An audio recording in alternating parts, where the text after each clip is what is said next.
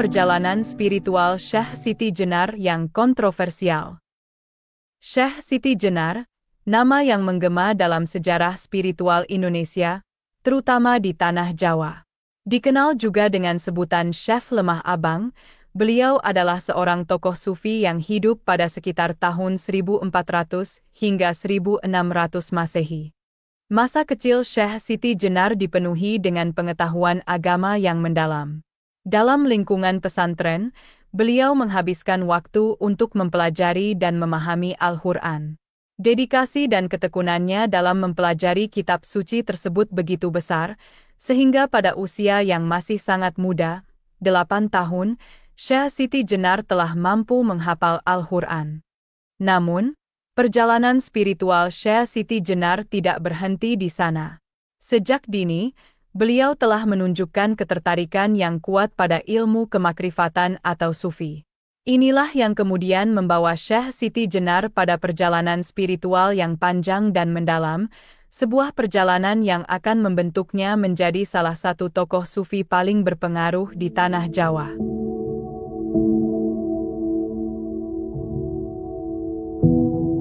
Setelah menyelesaikan pendidikan dasarnya di pesantren, Syekh Siti Jenar memulai perjalanan baru dalam hidupnya. Pada tahun 1446 Masehi, beliau meninggalkan pesantren dan memutuskan untuk memusatkan perhatiannya pada ilmu kemakrifatan, sebuah cabang ilmu yang berfokus pada pemahaman spiritual dan mistis tentang Tuhan dan alam semesta. Perjalanan ini membawanya ke pesantren Amparan Jati di Cirebon, sebuah tempat yang dikenal sebagai pusat ilmu kemakrifatan.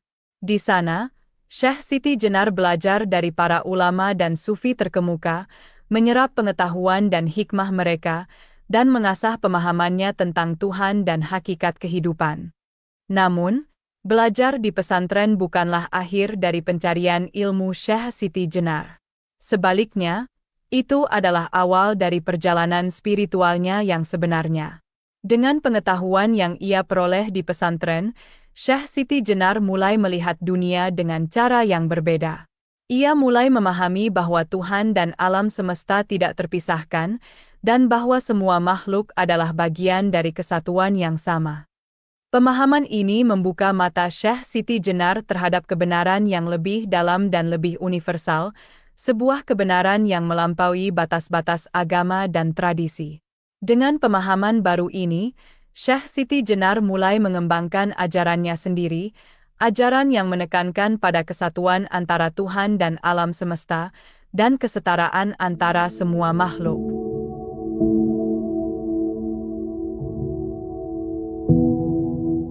Setelah memperoleh pengetahuan dasar tentang ilmu kemakrifatan di pesantren Amparan Jati, Syekh Siti Jenar merasa bahwa masih ada banyak hal yang perlu dipelajari. Dengan semangat yang tak pernah padam, beliau memutuskan untuk meninggalkan pesantren dan memulai perjalanan spiritualnya sendiri. Perjalanan ini bukanlah perjalanan fisik semata, melainkan perjalanan dalam mencari pemahaman yang lebih dalam tentang Tuhan dan alam semesta. Syekh Siti Jenar berkelana dari satu tempat ke tempat lain, mencari guru yang dapat membimbingnya dalam perjalanan spiritualnya. Salah satu guru yang paling berpengaruh dalam hidup Syekh Siti Jenar adalah seorang petapa Hindu bernama Samsitrawatah. Dari beliau, Syekh Siti Jenar mempelajari banyak hal tentang filosofi dan mistisisme Hindu, yang kemudian membentuk dasar dari ajarannya sendiri. Perjalanan spiritual Syekh Siti Jenar adalah perjalanan yang penuh dengan tantangan dan rintangan. Namun, beliau tidak pernah menyerah. Dengan tekad yang kuat dan kepercayaan yang teguh pada Tuhan, Syekh Siti Jenar terus berjalan di jalan spiritualnya, mencari kebenaran dan pemahaman yang lebih dalam. Perjalanan ini membawa Syekh Siti Jenar pada pemahaman bahwa Tuhan dan alam semesta adalah satu kesatuan yang tidak terpisahkan. Ini adalah pemahaman yang revolusioner dan kontroversial pada masanya, tetapi juga pemahaman yang membawa Syekh Siti Jenar lebih dekat dengan Tuhan dan hakikat kehidupan.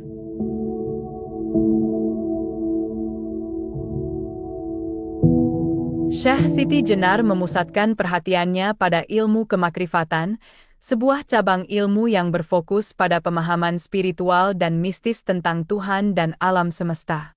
Dalam konsep Ingsun atau Aku adalah yang dicetuskan oleh Syekh Siti Jenar, beliau berusaha mengembalikan kesadaran manusia terhadap keaslian mereka, khususnya dalam hubungannya dengan agama.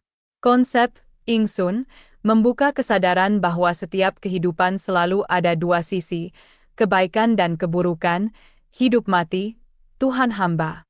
Pemikiran Syekh Siti Jenar tentang Tuhan berkaitan dengan konsep Manunggaling Kawula Gusti yang menjelaskan hubungan manusia dengan Tuhan, sesama manusia, dan lingkungan.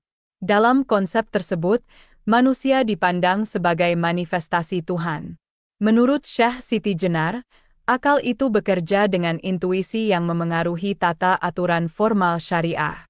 Pandangan ini menekankan akal sebagai pedoman hidup.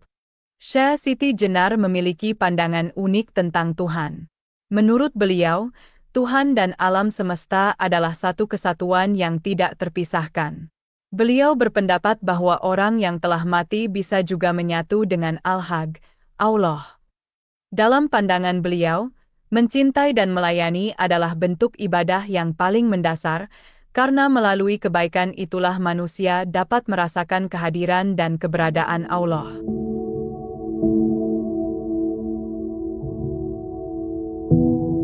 Syekh Siti Jenar adalah seorang tokoh yang unik dalam sejarah spiritual Indonesia. Salah satu aspek yang paling menonjol dari ajarannya adalah pandangan egaliternya, pandangan bahwa semua manusia adalah sama dan setara. Beliau merasa sama dengan orang lain, tanpa memandang status sosial, kekayaan, atau latar belakang agama. Bagi Syekh Siti Jenar, semua manusia adalah bagian dari Tuhan dan alam semesta, dan oleh karena itu, mereka semua adalah sama dan setara. Ajaran ini, meskipun sederhana, memiliki dampak yang mendalam pada masyarakat sekitarnya. Keteladanan Syekh Siti Jenar dalam beragama muda diikuti oleh orang lain. Banyak orang yang terinspirasi oleh ajaran dan cara hidup Syekh Siti Jenar dan mulai menerapkan prinsip egaliter dalam kehidupan mereka sendiri. Namun, ajaran egaliter Syekh Siti Jenar juga menimbulkan kontroversi. Banyak orang yang merasa terancam oleh pandangan egaliter Syekh Siti Jenar dan menganggapnya sebagai ancaman terhadap struktur sosial dan agama yang ada. Meski demikian, Syekh Siti Jenar tetap teguh pada ajarannya dan terus menyebarkan pesan kesetaraan dan persamaan di antara semua manusia.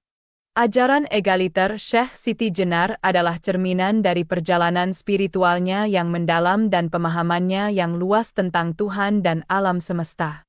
Ini adalah ajaran yang mengajarkan kita tentang pentingnya kesetaraan dan persamaan, dan tentang bagaimana kita semua adalah bagian dari kesatuan yang sama.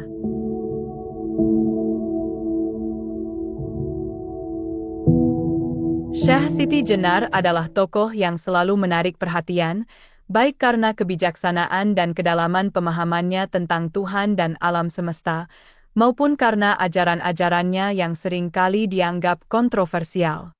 Syekh Siti Jenar, juga dikenal sebagai Syekh Lemah Abang, adalah seorang tokoh sufi yang sangat dihormati dan dikagumi karena karamahnya. Karamah, dalam konteks tasawuf, merujuk kepada kejadian luar biasa atau mukjizat yang diberikan oleh Allah kepada hambanya yang saleh. Syekh Siti Jenar dikenal memiliki karamah yang luar biasa, yang membuatnya mampu melakukan hal-hal yang di luar kemampuan manusia biasa. Salah satu contoh karamahnya adalah kemampuannya untuk muncul tiba-tiba di hadapan santri-santri Giri. Kejadian ini dianggap sebagai bukti dari karamahnya dan menjadi legenda yang masih diceritakan hingga hari ini. Ajaran-ajaran Syekh Siti Jenar, khususnya tentang kesatuan antara Tuhan dan alam semesta, serta kesetaraan antara semua makhluk, seringkali bertentangan dengan pandangan ortodoks yang berlaku pada masanya. Banyak orang yang merasa terancam oleh ajaran-ajaran ini, dan menganggapnya sebagai bid'ah atau penyimpangan dari ajaran agama yang benar.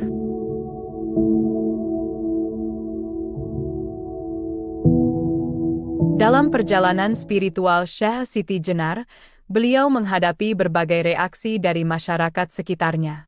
Ada yang menghormati dan memuliakan beliau, tetapi ada juga yang menolak dan menghukum beliau karena ajaran-ajarannya.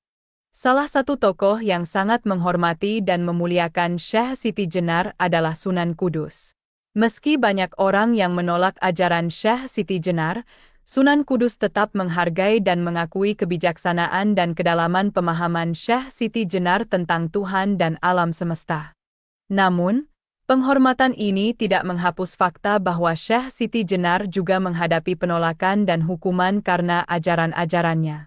Banyak orang yang merasa terancam oleh pandangan egaliter dan universal Syekh Siti Jenar dan menganggapnya sebagai bid'ah atau penyimpangan dari ajaran agama yang benar. Namun, meski dihadapkan dengan penolakan dan hukuman, Syekh Siti Jenar tetap teguh pada keyakinannya. Beliau terus menyebarkan ajarannya dan terus berusaha menyebarkan pemahaman tentang Tuhan dan alam semesta yang lebih dalam dan universal.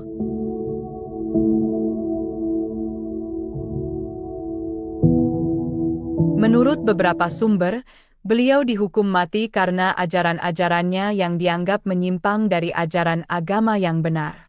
Namun, ada juga yang berpendapat bahwa Syekh Siti Jenar tidak benar-benar mati, melainkan mencapai makam yang disebut Manunggaling Kawula Gusti, atau penyatuan antara hamba dan Tuhan.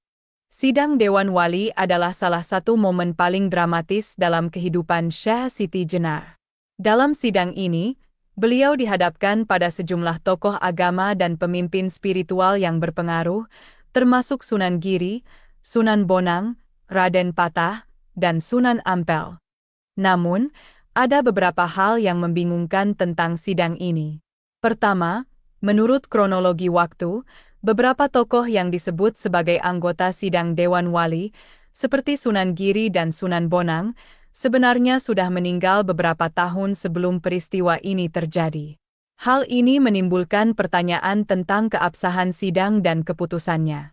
Kedua, dalam sidang ini, Sunan Giri dikatakan mengeluarkan pernyataan yang sangat kontroversial. Beliau mengatakan bahwa Syekh Siti Jenar adalah kafir menurut manusia, tetapi mukmin menurut Allah. Pernyataan ini menunjukkan bahwa meski Syekh Siti Jenar dianggap menyimpang oleh banyak orang, beliau tetap dihormati dan diakui sebagai seorang mukmin oleh tokoh-tokoh spiritual yang berpengaruh. Konon, setelah dihukum mati, jasad Syekh Siti Jenar berubah wujud, yang kemudian dikubur di Masjid Agung Demak, sebuah tempat yang sangat penting dalam sejarah Islam di Indonesia. Bagi Syekh Siti Jenar, tidak ada perbedaan antara manusia, binatang, atau seluruh makhluk lainnya, karena semua adalah bagian dari Tuhan dan alam semesta. Akhir hayat Syekh Siti Jenar adalah cerita tentang keberanian dan keteguhan hati. Ini adalah cerita tentang seorang tokoh yang berani berdiri teguh pada keyakinannya, meski harus menghadapi penolakan dan hukuman.